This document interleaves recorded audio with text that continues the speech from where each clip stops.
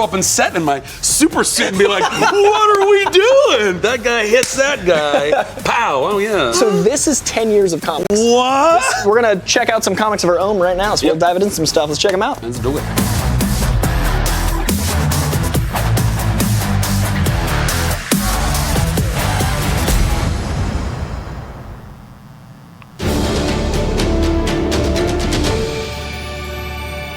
Welcome to Movie Talk. Today, we've got a brand new teaser poster for the new Joker movie, and then after that, it's going to be some Avengers conversation, then some Avengers conversation, more Avengers Endgame conversations, and then we'll take your live Twitter questions.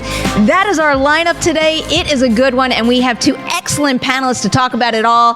Coy, Jay, I'm so happy you're here. I'm happy to be here with Coy and you, Perri. It's so amazing. There's going to be a lot of energy in here. There will be. And someone has something really big to celebrate because you guys saw that promo at the very beginning of Movie Talk, and hopefully you have watched the full comic book shopping episode because, Coy, job well done. Job well done. Let the record show I am of normal human size. Zach is just a superhero, so all 6'5" of him with build makes me look like a hobbit. But yeah, that was such an honor. Comic book shopping is actually my favorite show on Collider. Not to pick favorites, but I just did. It's one I rewatch, and what John was able to do with bringing comics to the masses it's like a life goal of mine. So to do the show is such an honor, and to get to be a kid in a candy store with Zach in a comic store was the best, because the only guy with more comic energy than me is Zach. So just us two in that playground was amazing, and I can't wait for more with you guys. So please keep tweeting me. I love everything you guys have said. You've been amazing, and the YouTube comments, everything else. Just keep sharing it, because we want to make more for you guys, with you guys, and buy comics, support comic books, because that was the absolute best. I second all that, and another round of applause for our production and editing team who worked super hard on that, and it came out great. All right, jumping into the very first story of the day, because one of the first things that kind of dropped today, Avengers related, is a brand new trailer that basically accompanied the pre-sale tickets that happened today as well. We're going to get into that. This new trailer, though, it put a little bit of a spotlight on Thanos. We've seen a whole bunch of promotional materials. We've sat at this desk on numerous episodes of Movie Talk, and we've theorized, how is Thanos going to be involved in Endgame? And I'm curious, guys, what did this trailer do for you? Jay, let's start with you. Did this trailer change your opinion on how Thanos is going to be incorporated into the Endgame story? No, I think it's just the same way. He would be there. He'd be rebounding and recovering from what we saw in Infinity War. But from what it looks like, I think we may not see him until Act 2. I don't think we'll see him we might see a little bit of him in the beginning, but we may not see much of him until the second act, because it looks like that first act will be about the Avengers trying to deal with everything that's happened, trying to figure out how to regroup themselves and get themselves together. But I'm such a fan of what they did anyway. This story is compelling, but also the fact that he looks healed up completely with his armor on. And I was like, okay, so he's still ready to fight, no matter what. So for me, I'm just thinking like, it's not going to start with him like it did in Infinity War.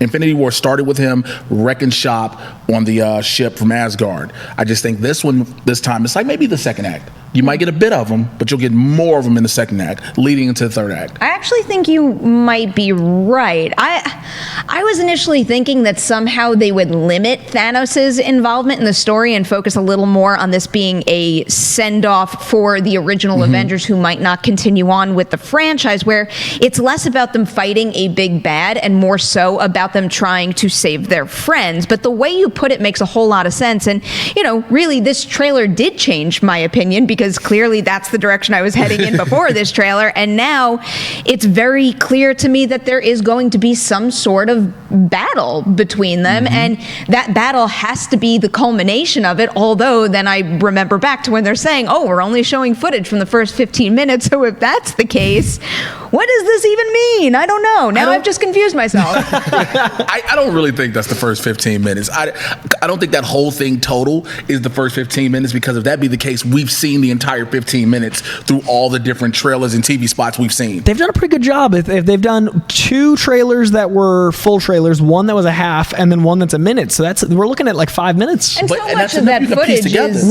old material too. A lot of it was like old and colored and stuff like that. But it's still, it puts the story together, starts seeing different things. Now we saw Pepper. which was a big shock because everybody was wondering, did Pepper not make it? But we remember that they filmed some stuff that isn't actually going to be in the movie. This is I true. think the Iron Man stuff is an intentional mislead. I think the Pepper reunion, I think the moment with him looking at that picture of Peter, I think the moment with him and Cap, I think all three of I'll those. tell you why him and the Peter one, I agree with that because I don't remember him ever taking a picture with Peter. I think it was in Homecoming. I think He took that picture like that? I don't know. I haven't rewatched Homecoming yet. That's I gotta my rewatch. Mega, Okay, my I'll Mega rewatch it. 21 movie rewatch. Okay. That's coming 59 Well, I was hours. reading something about one of the shots of Cap, them having done something digitally, like maybe changing the colors again, which is something they've done a lot in this marketing campaign of his suit, so that you don't know that time travel is involved, even though we have those set photos or, the un-Disney approved set photos from one of their millions of days of shooting. And we've also got the 3 different hairstyles of Scarlett Johansson. We've also got all the different misleads There's with the so beard. many different Which is hairstyles. perfect. And I think that's very intentional. That And is I also and I get a lot of crap my interdimensional theories, which I don't know about. But there's also a lot of misleads that are conscious. Like the moment with Spider-Man is obviously a nod to heartstrings, but I think it's a mislead because I don't think they'd show the actual reunion of Pepper Potts and Captain America in a minute-long trailer. Like that seems to me like an intentional. You know what I mean? Like those are such big moments. Well, I agree, but here's the reason I disagree. They've shown us Tony being back. That was one of the things we were wondering. How does he get back? We've seen Tony back with the group in numerous occasions now. Right. So it's possible with that. Like I said, I don't remember the photo, but it's possible. But also the Rocket, when you see Nebula sitting down with Rocket, and it looks like she's telling him everybody's gone, and he just has that look because he lost Groot right next to him, and everybody else is gone. So it's so much. And again, with the Russos saying, "Hey, we're not giving you everything," but people have to remember that in Infinity War, we got a bunch of shots in the trailer that were never in the movie. That shot where they were running through Wakanda with the Hulk, Falcon, War Machine, and everything. They weren't in the film. So Can you imagine if the white suit shot is that shot from this campaign? I hope it's not. I've been thinking about this a lot since our last movie talk, where it was actually the headline of the show, just how we feel about the idea of manipulating footage to basically not spoil things in a full feature. And while I'll always applaud someone for making a trailer that can get you to want to see a movie without spoiling anything, I don't like the idea of being manipulated. But where I started to think about it differently is that even though I'm sitting here harping on a trailer right now, the second I get into that movie theater and I'm sitting there and the movie starts,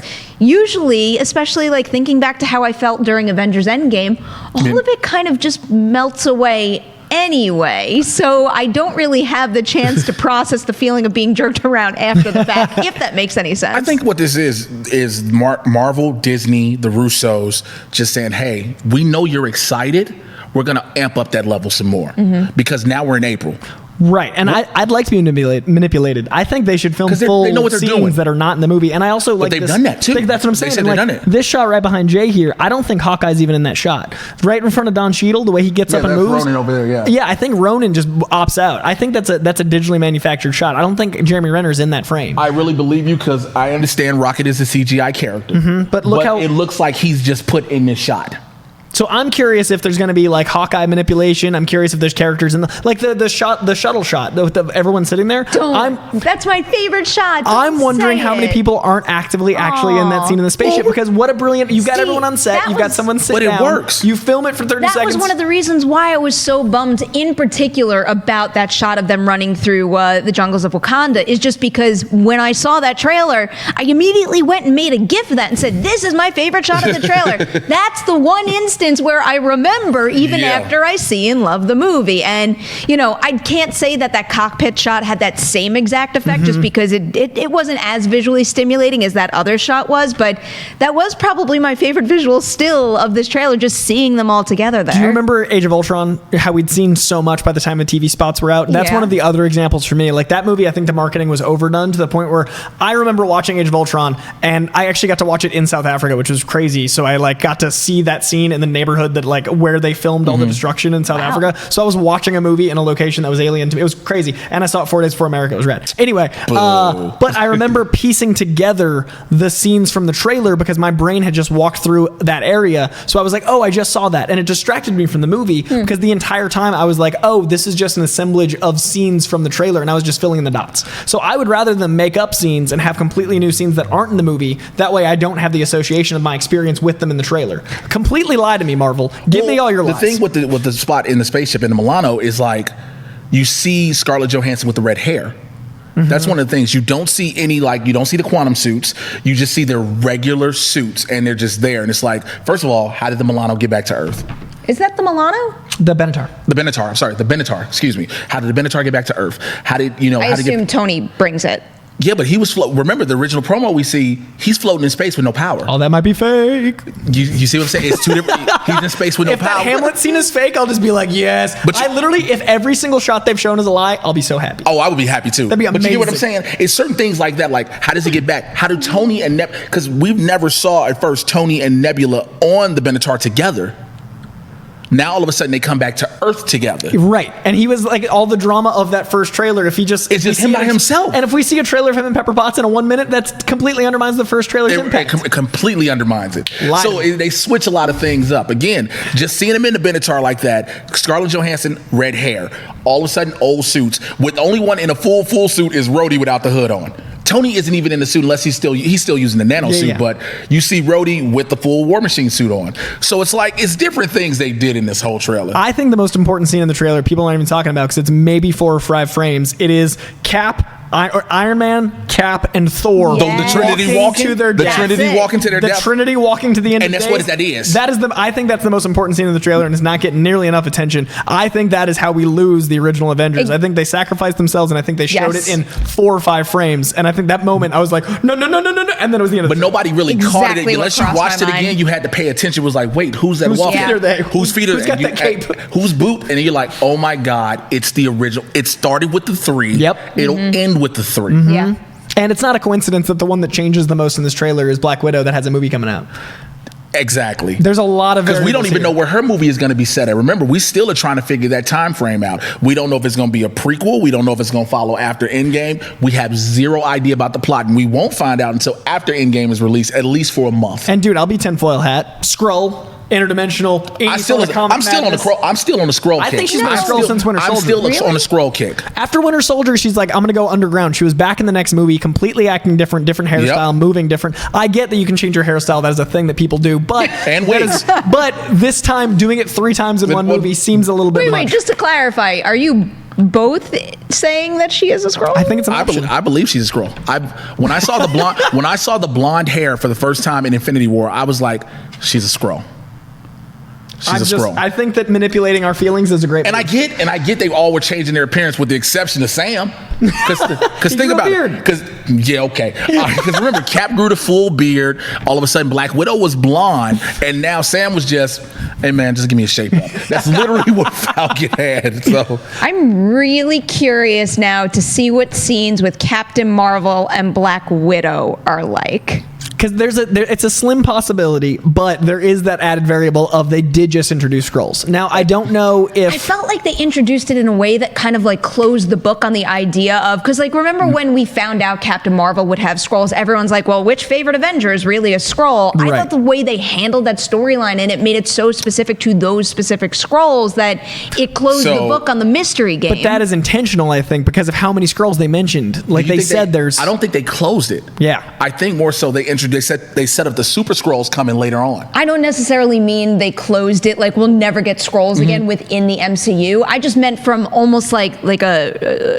screenwriting perspective that they created that as such a contained version of that story that they basically didn't introduce it, or at least introduce it more heavily in a way that would suggest you need to leave Captain Marvel with this idea of like looking at everybody under a microscope. It's like I didn't leave with that feeling at all. What better way to be surprised than if someone dies and they turn into the Skrull than you not thinking they're good guys? Like if we assume there's a positivity, if we assume the Skrulls have a button, then all of a sudden if something changes, that feels more like the comics. Because in the comics it's always a shocker and it's always such a visual tell. If I was Marvel, I wouldn't want people paranoid. I wouldn't want them going into things wondering if their Avenger was. I'd rather it be another surprise. Once again, there's a 2% chance any of this is possible. Is it even 2? It's like, Is it even 2? 1.6. It is These are tiny. fun though, and we only have a few more weeks to go. We It's might as well 3 share weeks them. till, so it's really fun for me because it's 3 weeks until our life changes forever. The Infinity Saga ends, 22 movies, 11 years of our lives are all about to change. So I will take all of the scorn of saying tinfoil hat theories because I think it's more fun to be like. I'll take all this heat. I think it's more fun to be like, this is crazy. What might happen? And because we're- nobody has any idea. and we're actively talking about Skrulls and theories and the future and time travel and all of this. Interdimensions and different things. So I'll take take all this hate? It's magic. At me with this.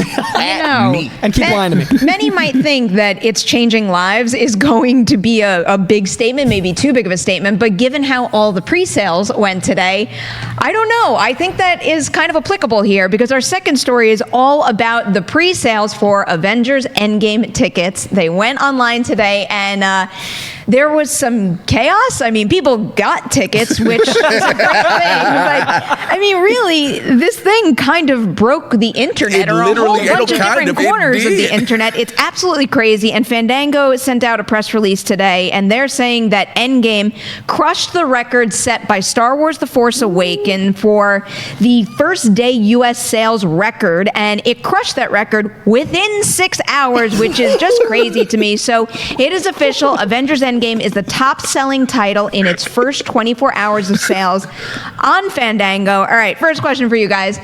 Did you guys buy Avengers Endgame tickets this morning, and did you have any problems? I woke up at 5:55 a.m. Of course you did. I prepared myself to get tickets. I then logged into AMC A-List, which did not work, and then I waited for 2 hours, and I refreshed, and I loaded, and I read a book. And then you lost your place in line? Yeah, because I didn't want to use my phone because I was afraid that was part of the problem, so I put my phone down, and then I came back to my phone, and it was like disconnected. It like I was just in that red screen where it just showed the blanks. This sounds like it's worse than Hotel Apocalypse for SDCC. It was like Burning Man tickets. Anyone that goes to Burning Man knows. It was like Burning Man tickets. So I got back in line. Never been to Burning I had a Man. whole Don't thing. know what that is. It's like SDCC meets Hotel Apocalypse. So I ended up giving up and actually going in person to buying tickets. I literally That's what somebody tweeted me. I went in 1994 and I drove and I picked up tickets at a box office. It disturbs me that being an option never goes in right now. Well, Perry's like, wait a minute, you can do that? You can go in person? You can go in person? I went analog. I went analog. Long ago that we were doing that. Yeah, I don't know where my mind is right now. Because it was before the phone and before the internet. So I went. I didn't want to try the phone. It was called face-to-face communication. I went to a box how things office. work. That's how things That's why work. they call it a box office. Someone sits in a box and sells you things. So I went. So here's my story. I got up this morning and I was like, I'm gonna go ahead and try on both of my phones. I have two phones that were connected to the Wi-Fi. I was with both. I went to the AMC A-List and I was like, get it. And it just went, your place in line. First I was like, your place in line is over an hour. I was like, okay, it shouldn't be that long. Then I looked at how long the green thing stayed at the same spot and an hour and a half had passed. Yep. I said, is my internet not working? I went and checked the router in my apartment and then I could not get through for over 3 hours. So I tweeted out, I couldn't get these tickets. And I put up the gif of Simba after Mufasa died going, help! Someone help, because I could not get them. And luckily, shouts out to PJ Campbell, who was like, I got an extra ticket if you want to go. And I gave him the gift of Dave Chappelle and Rick James going, give it to me, baby. Because that's now how I'm going to see Endgame. Oh, round of applause for PJ. PJ is back. He always comes through. You guys weren't alone on this. So apparently what happened is if you logged into Fandango, you might have found yourself in a virtual queue for some theater chains, and you probably had to wait a while. AMC's website and ticketing app appeared to be down because of the high demand, and Atom Tickets was actually prepared for this rush, but a spokesperson for that company told CNN Business that Endgame sold 3 times more tickets on its site in the first hour of pre-sales than Infinity War. For all of these reasons, I said I'm taking that really big swing right now. We've been talking about it for weeks. I thought it was completely out of the realm of possibility.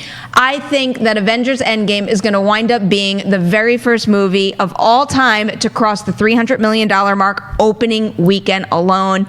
This is unprecedented. I've never heard so many people, and I'm not just talking about in our little Collider bubble, outside of it, basically wake up at crazy hours to buy tickets. I know someone who went to a very important doctor appointment this morning and was sitting on his phone trying to get tickets, stressing about not getting them. This is a game-changing event, and I think it's going to cross 300 million. Sitting in the middle of a prostate exam, talking about some, hold on, doctor, for a second. You're like, I hid the details there. Like, let me get this. I think I've told you this before when we were on here together.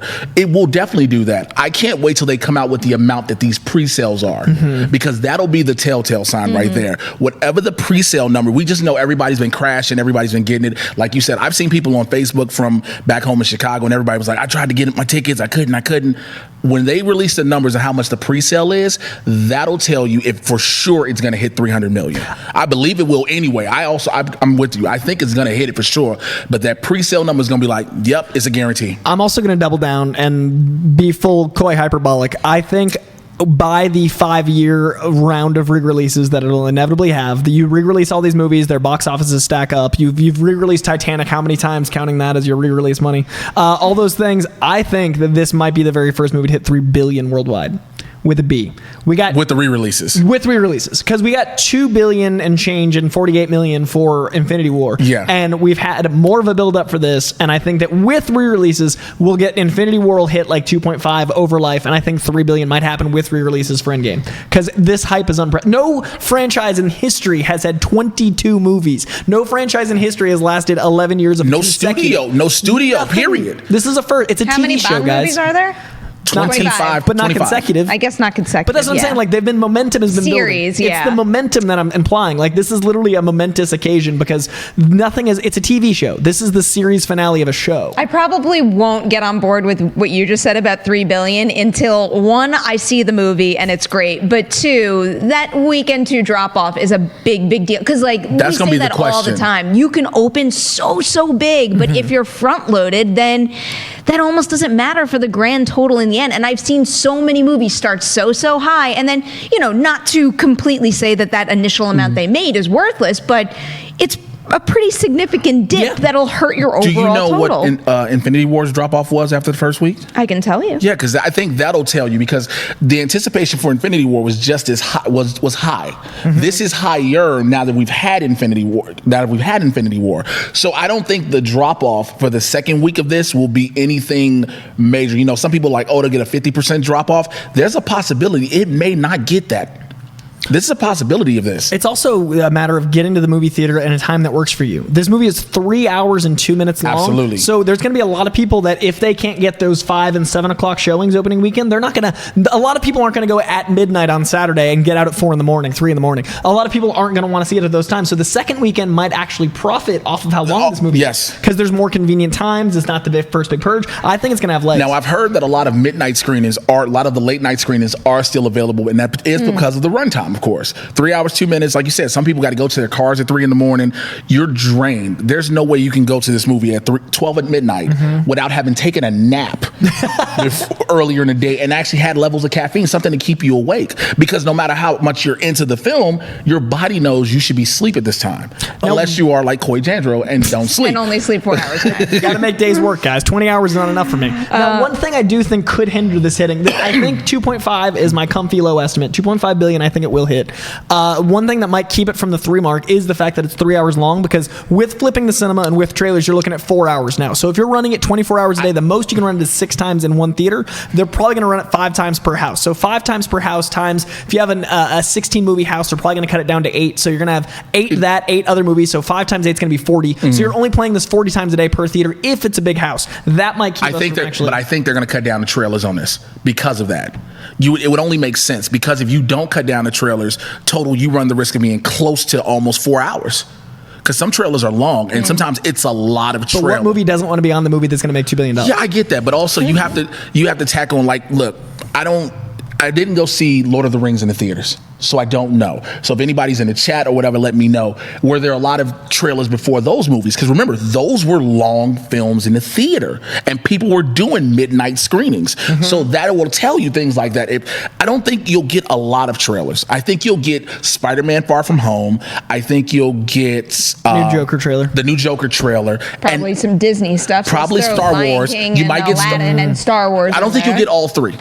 I don't think you'll get all 3 because of how long it is. I think you'll get 6 trailers, man. I think you're going to get. I think That's going to be I know Disney wants to make sure you know everything they have coming out. Yeah. But you run the risk of cutting people off at the end of this movie. Numb butts don't change dollars. I think numb butts are going to. I mean, we'll have to see. We'll have to see, of course. Yeah, no, and I love that I love that we're so excited for the runtime and the amount of money for a movie. We're like 5 trailers, 6 trailers. Which trailers? Like it's which trailers will we see? That's how hype this is, and this is the conversation that happens when a movie has 22 movies of build up. Like this is never. But here's the problem: there's never been a movie with really 22. Because Bond wasn't in a row, right? Because it wasn't like boom, boom, boom, boom. That's boom. why I'm saying this is one of one. This is a 1 of 1. So big money on the horizon right here. Just for the record, Box Office Mojo is down right now, so I can't confirm this. But there is a Reddit post, and as we all know, we all trust Reddit. It looks like Infinity War had a 55% drop weekend too. Oh, it's back. I could actually.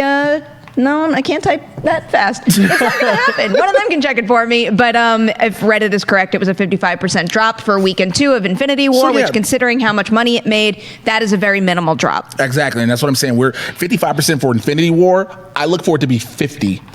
If maybe even hit 45, depending on how much. That is very low for $300 million.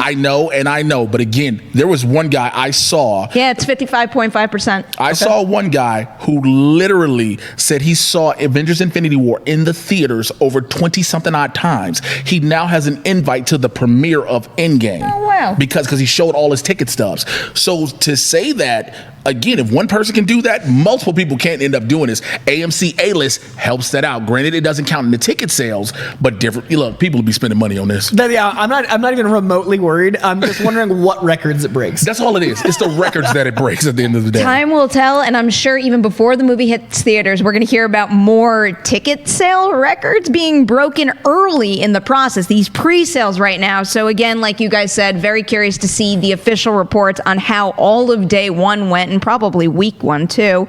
But now we got to move on to some other stories. But before we get there, I'm going to remind you we're probably not going to have time for very many Twitter questions, but we are going to take 1 or 2. So send them in right now to Collider Movie Talk. All right, next story here. We're moving on to the Joker, and we just got the very first poster for the movie, which is basically paving the way to the teaser trailer that we're going to get tomorrow. But for now, let's just dig into this poster. First off, Coy, what did you think of this poster? Is this the kind of imagery you expected them to kick off the campaign with? It's a Blumhouse poster. It's a horror poster. It's a thriller poster. Yes, it is a low budget. It's a Blumhouse poster. There's a lot of blood in this poster. If you look at the blood on his chin, on his face, and his nose. It almost feels like something that could come out of The Purge. Yeah, that's what I was thinking. It's literally the Blumhouse colors. It's the Blumhouse shape. It's their style of minimalism. They do a lot of like single image with a lot of darkness. To me, this is a Blumhouse poster, and I loved that. As a non-horror fan, the first thing I thought was, oh, I'd see this horror movie. And that to me was the most striking thing, is just the simplicity of this imagery and just the fact that they're trusting you to like it shows the budget to me. Like, it's not flashy. It's not 2019. It's not dazzle you with shininess. To me, this reflects the movie we've heard it is. Mark Maron's quotes about it being like a psychological assessment of a mentally ill man, and what we've heard about the production itself. This poster speaks so much to me without even a trailer. I was already in because it's Joaquin Phoenix as the Joker, but if this captures the tone of the movie and it's Joaquin Phoenix as Joker, this Aquaman, Shazam, and this as their three-peat, like, yes, like that's what a glorious time to be a DC film fan. I think it's already got the people from the images we saw beforehand. When we first saw Joaquin Phoenix in the makeup, everybody was like, I am in. We saw the little different little behind-the-scenes steals with him walking out the train and things like that. People were already hooked. This lets you know it gets a little bit more in depth with this blood on him. Like, we find out how deep the Joker goes. We never saw anything in the pictures that we see to see how menacing the Joker can be. Seeing blood come out of his nose, that's like a thumbprint or something under his chin. He's been in a fight. He's been in a fight, or maybe even put his hand on his face. Like a Thanos-sized thumbprint. Look, it's possible. You know, there are big goons in Gotham City. But I'm just saying, it's different things. Like Coy said, it's a Blumhouse trailer. This is a dark trailer. It doesn't have that high $100 million budget trailer. And they may have had, I get they didn't have much of a big budget. They may have, though. We don't know for sure. I mean, we can find out eventually. But to not put it into this trailer to show you, hey, look, this is what you're getting. We're not going over the top with it. Here's a question for you guys. Given what this poster looks like, we're getting the teaser trailer tomorrow. Which movie do you think it's probably going to be attached to this weekend? Are we talking Shazam or Pet Sematary? Shazam, for sure. Shazam's scary. Oh, yeah. Shazam has some scary. You got to remember the seven deadly sins. David F. Sandberg leans in to his background, Yes, and he does. and this is not a spoiler. It's Jurassic Park level scary, and Jurassic Park has moments of actual fear. So I think this can kind of work for it, and I also think that people should be aware of that. And I also bring your full family and let them be traumatized because it makes all the money. I want it to make all the money, but I think it can actually live on both, and I think they're not as mutually exclusive as people think they are. And I think that's also a really interesting take on where we are with movies. They should have these lines that blur so we're not bored of the genre. So this should belong on everything and just shape the trailer so it traumatizes a few. We've seen superhero trailers attached to different films before that aren't in the superhero genre. You know, they may be the lighthearted, I get it. Yeah. But this is still considered a comic book film. You know, they may not call it super villain. It's a comic book film. So they'll attach it to different movies just because of what it is. Just the thought of looking at something like this with that kind of blood, though, I mean, thinking about, you were joking about it, but I mean, really young kids. kids. Because, I was encouraging my little cousins to go see Shazam, and if there is a Joker with blood smeared on his face before that movie plays, I don't know if they're going to like that very much.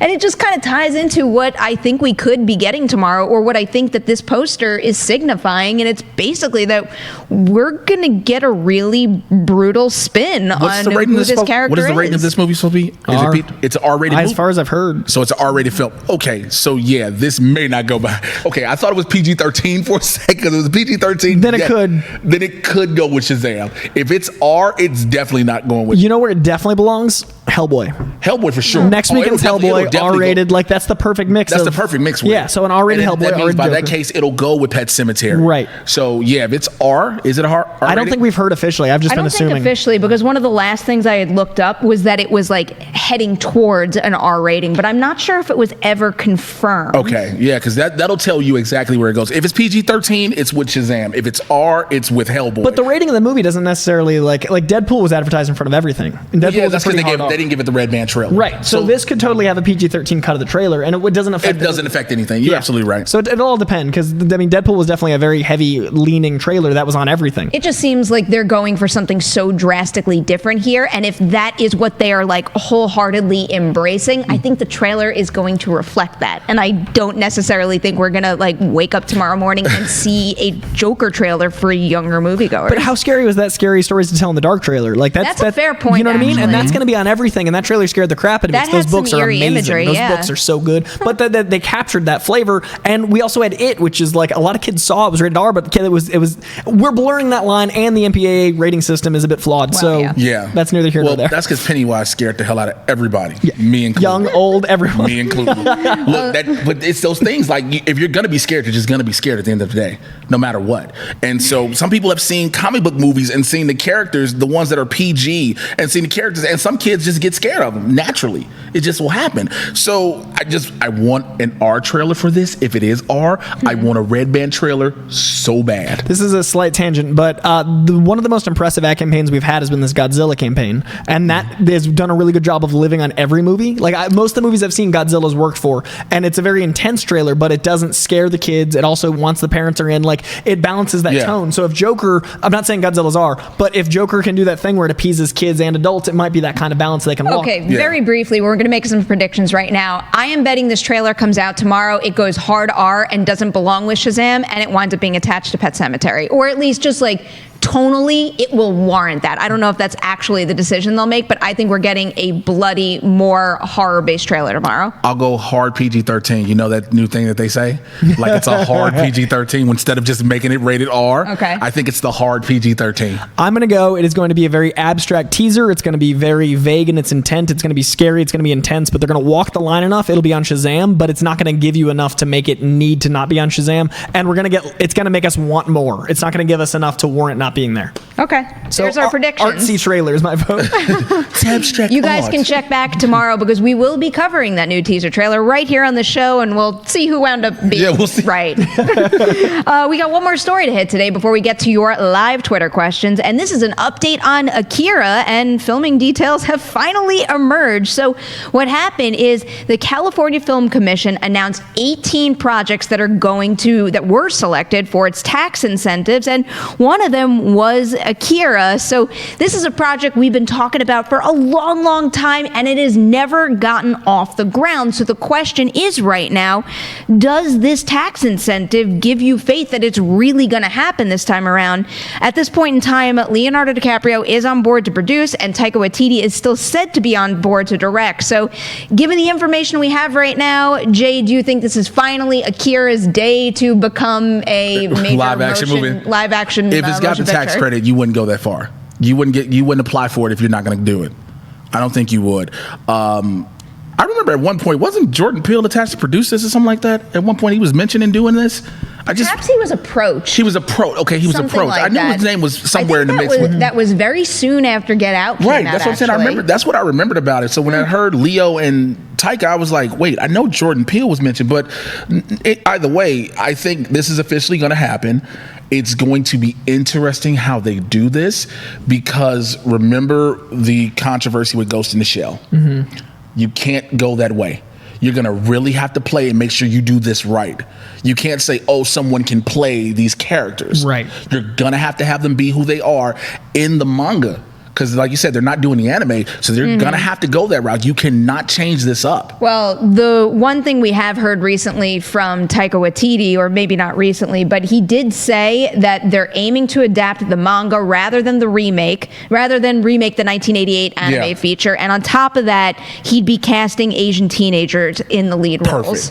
Perfect. So he has said that. I would love for this to be the thing that finally fixes the anime curse. I would love for this to be like, it has all the opportunity because it has all the fan base, it has the legacy. If it can be adapted correctly, this could be the thing that really, because the visuals you've had in a lot of movies have been amazing. Like the visuals in what just came out? Alita were staggering, but it needs to be both digestible, blockbusterable. It's got to make its money back. Like there's so many variables in a movie like this, but if you've got names like Leonardo DiCaprio attached, you've got Taika Waititi, who is just killing it in TV and film, there's hope. And I love the fact that he wants to cast appropriately, but I also think that Leo's been attached to produce like a Captain Planet movie forever, and he's been attached to other movies that I'm like really excited about. I want that Captain Planet movie. I think about it all the time. And if you don't cast Don Cheadle as Captain Planet, you are missing out. Anytime I see Leo in Once Upon a Time in Hollywood, I think of Captain Planet. It's a very weird thing. I want it that bad, but I think that we've been attached to things for a long time and they've not worked out. I'd rather see this not happen than happen badly. I'd rather see this movie done right or not done at all, because it's Akira. I still weep about the Dragon Ball Evolution movie. That was pain. You know what I mean? Like that happened. We all were there. Dragon Ball's so important, and Akira is even more of a foundation of what anime, especially what translates to American audiences. So do it right or don't do it at all. Well, this tax incentive puts a little bit of a ticking clock on it, because apparently it expires in 6 months. So within 6 months, we're going to know if this iteration of the project actually goes. Fingers crossed it works out well for everybody. All right, it is plug time. As always, a big movie is coming out, so we're going to cover the crap out of it, and that means you're getting a lot of Avengers Endgame coverage. There are new videos dropping on the channel all the time, so check it out. All about theories, predictions, you name it. Weigh in with your predictions too, please. Also, Heroes tomorrow. Coy, what's happening on the show? We're going to be talking about the Joker poster. We're going to be talking about Avengers Endgame, which you may have noticed is a trend because it is April. It's Avengers Endgame season. We're going to be talking about the 20,000 comic books that are coming to the DC Universe app. That's right, 20,000 books. We also sat down with Asher Angel and Jack Dylan Grazer of Shazam, so lots of Shazam coverage. And then the week after, we'll do our spoiler review. So no spoilers tomorrow. We just talk to the kids. They're amazing. It's going to be a great episode. And one last plug for you that I'm very excited about. If you tuned in yesterday, you might already be aware of this. We are relaunching Collider Ladies Night, and I'm so happy because now the series is going to become a long-form conversation show, basically putting the spotlight on ladies in Hollywood that you need to know about, and one of them has a movie coming out this weekend, Pet Sematary. Amy Seimetz, she's insanely talented in so many different departments. Here's a little preview. Going back to that point in your career, like where was your mind at when you were making shorts? I accidentally am an actor. Accidentally. And that was because I started as a writer and a filmmaker, and I was cheap, and I also didn't have to explain things to another actor, and I had very weird ideas, and so I was like, I'll just do it. Check that out bright and early tomorrow morning. All right, Twitter question time. We're running out of time today, but I have a little bit of a cool 1-2 punch from J. Scotty St. Clair, especially given the conversation we had earlier. I had to go with these questions. So the first one is, if you were granted scroll shape-shifting abilities, what's the first way you would use them? Oh, okay, here we go. I already know that. Oh, you have an idea. Oh, yeah, absolutely. You've thought about this. Hell yeah, listen, I would turn myself into my son's mother, go down to the child support court, say that Jay Washington does not need to be on child support anymore. He takes care of his son and does what he needs to do. Then I would turn back to myself and then have my son's mother wonder, what the hell just happened? That is what I would do. Wow. I have that planned out in my head already, like for real. You're making me change my ideas now, because like I was gonna make like a light fun thing and say I was telling you guys how I'm not able to like lift weights in CrossFit because I'm like super frail, and like I would just turn into like a bulkier person just to see what it feels like, or I would want to be a tall person just to see what it feels like and just to see that vantage point. Yeah, you saw me in Shazam's comic book shopping. Height is a struggle. It's strange, but I think that there's so much amazing about celebrity that doesn't get love because there's so many negative stories because of like this sensationalized cancel culture.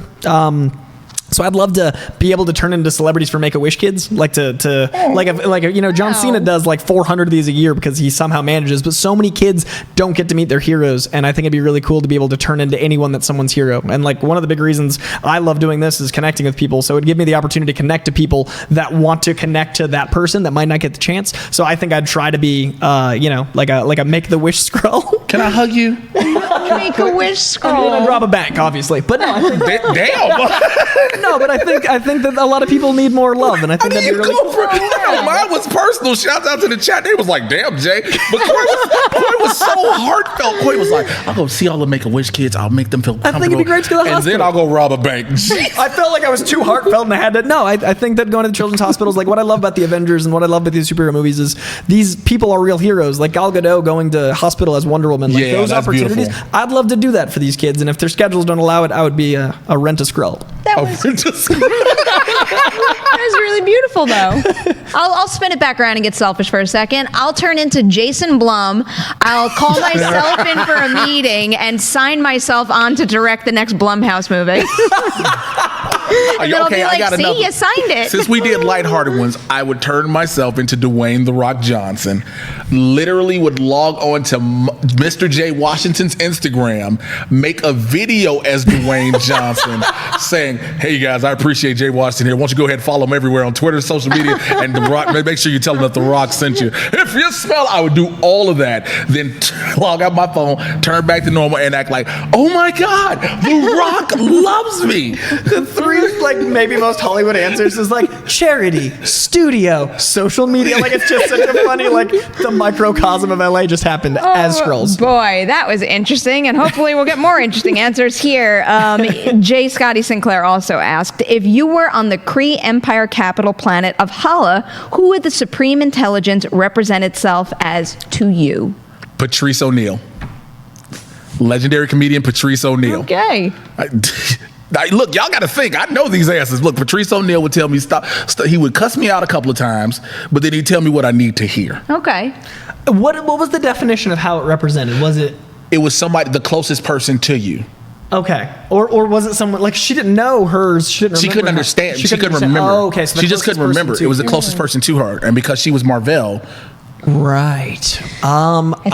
I think I'd have to go with my sister. Okay. She's like the voice of reason in my head lately too. So I feel like that would be like a very healthy supreme intelligence relationship for me to have. So considering she's the person I'm probably closest to in this world, and then she also has really good advice, I think I'm pretty set with that.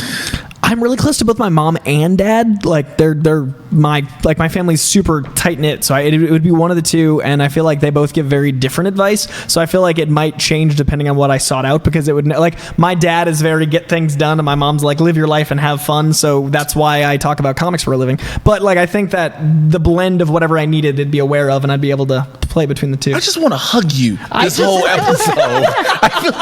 I feel like you're in it. Yo, my mom had me at 16 and I didn't end up messed up. My mom was a teen mom. I'm and glad then, you made sure you said the part I didn't end up But messed that's what I'm up. saying. Is like, how crazy Coy, is that to have Coy, a teen mom give me that your lands it hand. okay? This is how we make How cool is that? Like, that's some magic. So, and then like my dad swooped in when he was 18 and chose to have a child. Like I was 2 and my dad was 18. He's like, no, I'm gonna adopt that kid. Like my parents are so impossibly perfect that I would hope that the intelligence would just rep them. Well, thank your parents on our behalf because we are so happy to have you on. Seriously, though, you guys are such a freaking Thank you so delight. much. Thank you for being here for Movie Talk today. Where can everybody find you on the internet? You can find me on Twitter, Instagram at Mr. J Washington, my YouTube channel, JAY Washington 80, and check out the Mad Titan podcast. I get you caught up on everything that's happening in the Marvel and DC live action cinematic universes. It's Barbershop Talk for Nerds, so come on, check it out. What you got, Coy? You can hunt me down at Coy Jandreau, at CoyJandreau on Instagram and Twitter. Comic book shopping is live right now, so be sure to check that out. Also, Collider Heroes every Wednesday, and I did a magazine cover for Rogue Magazine with Asher Angel of Shazam, and I did the Junket for Nerdist over there, so anything Shazam, keep an eye out for me because I love that movie, and I am going to pimp it until I can't. All right, I'll throw in one last nod to Collider Ladies Night. It's a very important series to me, so check it out bright and early tomorrow morning. Then tweet at me. Let me know what you think about it. Maybe who would be a great subject to approach on another episode. I am all ears. Adam in the booth, thank you so much for all your hard work. You rock. Guys, please do not forget to like and share this episode of Collider Movie Talk and tell everybody you know about the show in podcast form as well. You can take it with you on the road, for a run. You choose. We will see you tomorrow, 4 p.m. PT live for a brand new episode.